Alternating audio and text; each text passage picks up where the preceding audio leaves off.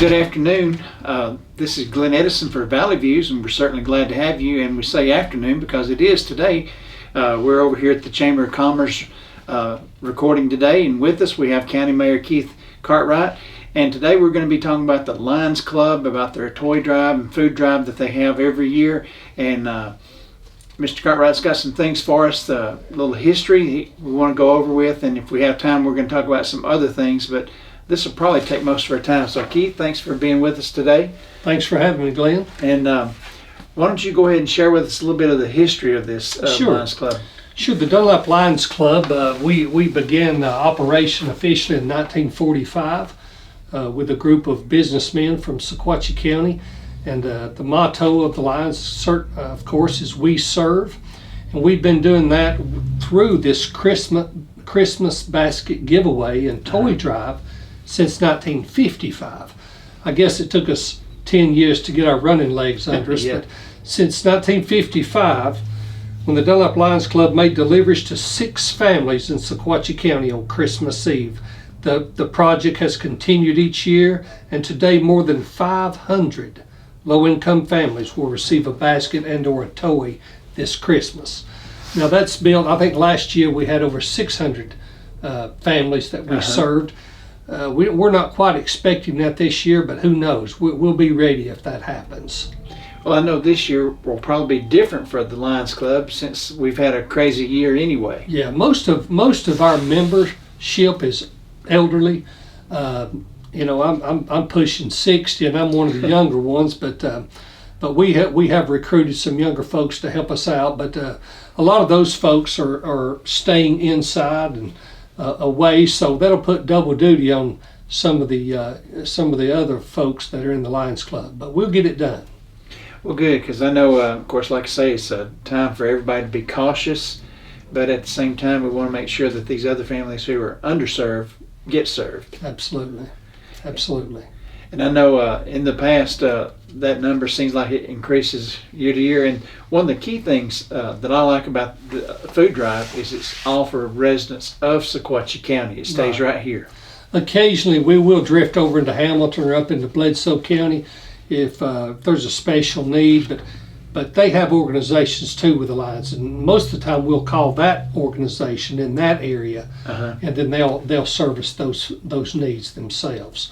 But we have a huge need in our county, and I'm so proud of what the Lions have been able to accomplish, not just in the last several years, but since 1945.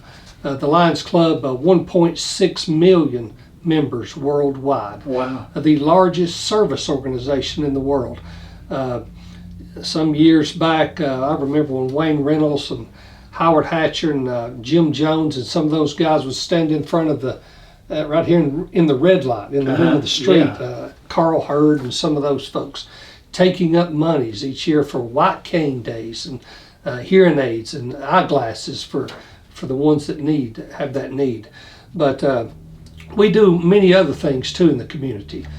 We help victims that's had a fire loss, or we have homeless, orphans, widows. We step up for a lot of things these days, Glenn. We have a board of directors that control those services that we administer.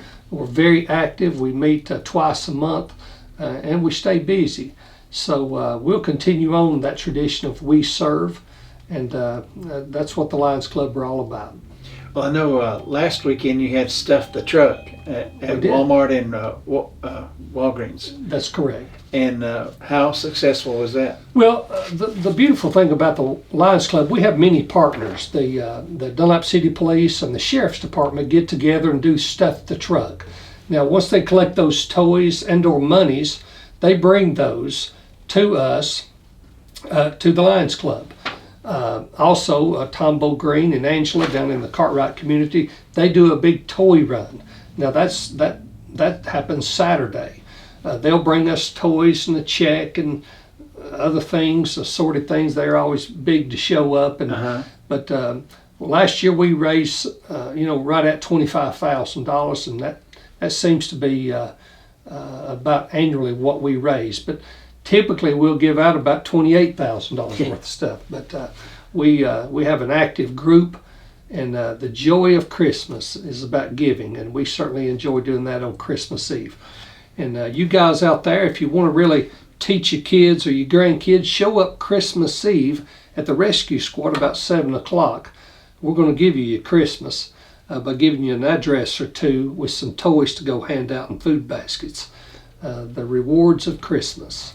Well, I know I was talking to a lady recently, and she has 2 young boys, and she said that they were trying to sell some of their toys so they could come and buy some toys for some needy children. And I thought that was pretty neat because both of her boys are 5 years old and less. Absolutely. That's where you affect folks, is when they're young. So we encourage that, and we look forward to it every year. It's a lot of work, but we're looking forward to it, Glenn. Well, I know probably all of us are guilty of this. We get busy in our day-to-day activities, and a lot of times we don't think about those who are in need because we're busy. And we think about this at Christmas time a lot of times, but a lot of times they go needy throughout the year, and we need to keep our mind set on that as well. Well, this year we've got a couple of different points of operation, and that's strategic because we don't need a whole lot of folks gathering up with the COVID situation. So we're spaced properly today, and I don't know how many tests you've had. I've had 4, but we do the mask and the different things, and there's arguments out there whether it works, whether it doesn't. Listen, we do the best we can do. So what I will say, the chamber this year, we were headquartered here and also at the rescue squad as we do each year. But we'll be taking money up this year at Walmart. Their corporate policy is not to allow us in the front doors of Right. Walmart. So we've gone down and we're going to move in the parking lot of Walgreens, and at the side door or beside the front doors of Tractor Supply. We'll also be here at the chamber. We'll be ringing the bells, and it's the festiveness that's been created here in the last couple of months with the capital investment from our downtown businesses is great. And it's going to be festive, and we hope you come out and bring a check by or a new toy to give out to one of these kids, or some food. So we appreciate that. Now our dates, let me go over this while I'm here. December the 12th is this Saturday. Mm-hmm. We will begin collection at one of the 3 sites, or 2 of the 3 sites. That would be Tractor Supply, Walgreens, and the Chamber. Now, we may not be at Tractor Supply all the time, but we'll be at the other 2 most of the time. So that on the 12th, the night is from 9 to 4. The 18th and the 19th, that's next Friday and Saturday, at the same locations. And then Christmas Eve, just for a brief time that morning. Typically, Mayor Land and myself and a whole group of folks gather up at Walmart, and we'll do it here at the chamber this year. But come by, bring your gift, and we can distribute that on the 24th. So that's really it. Well, I know, like I say, it's grown every year, and I think the participation has grown. But I know this year, like you say, it throws a kink in things. We don't want anybody to get sick. Right. Now at the chamber, it's going to be kind of a drive-through behind the chamber office. Is that correct? Right. Yeah. We're trying to keep folks in their vehicle, away from crowds and that sort of thing.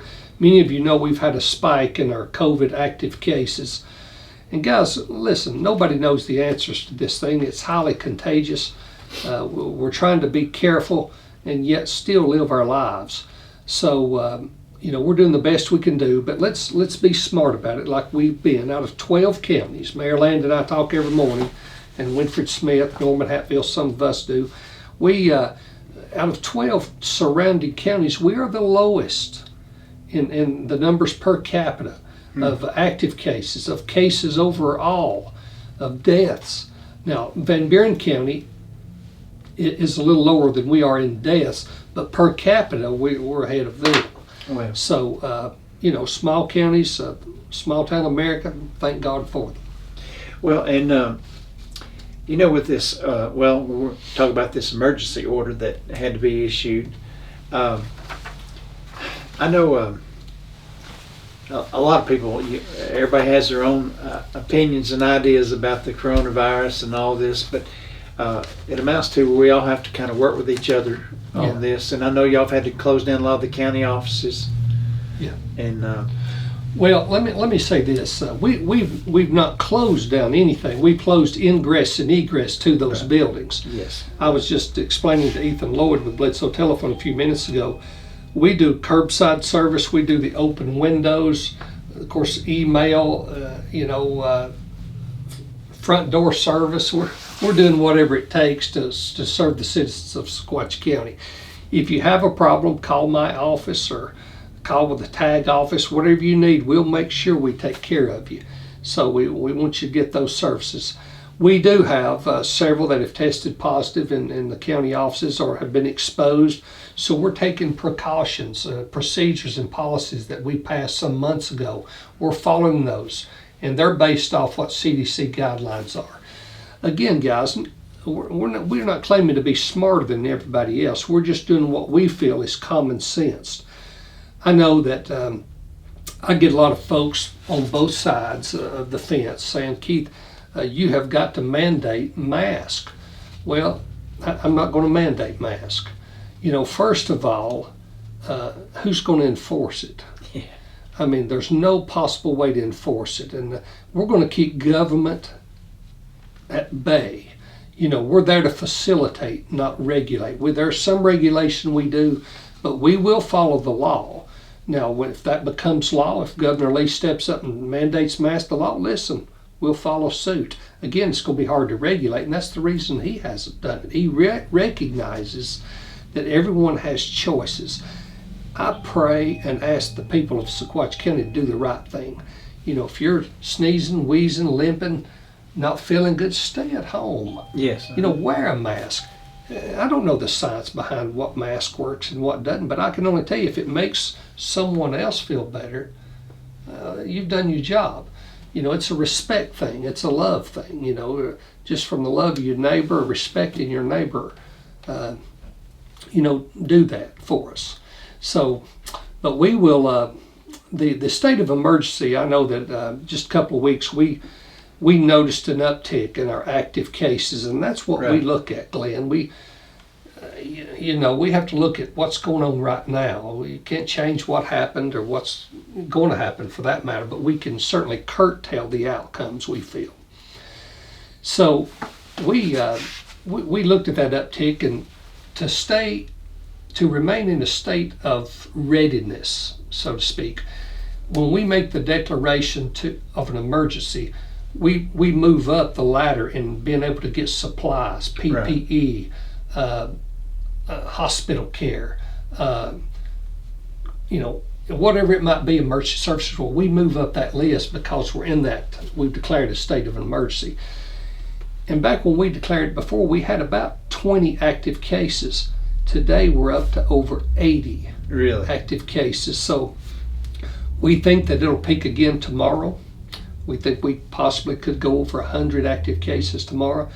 And guys, it's not doom or gloom. Take care of yourself. Take that vitamin C, that D3. Drink plenty of water. Wash your hands. Do all those things we need to be doing. Build your body up to be strong, and you're going to be okay. Now, those that are already susceptible to disease and other things that trying to kill you every day,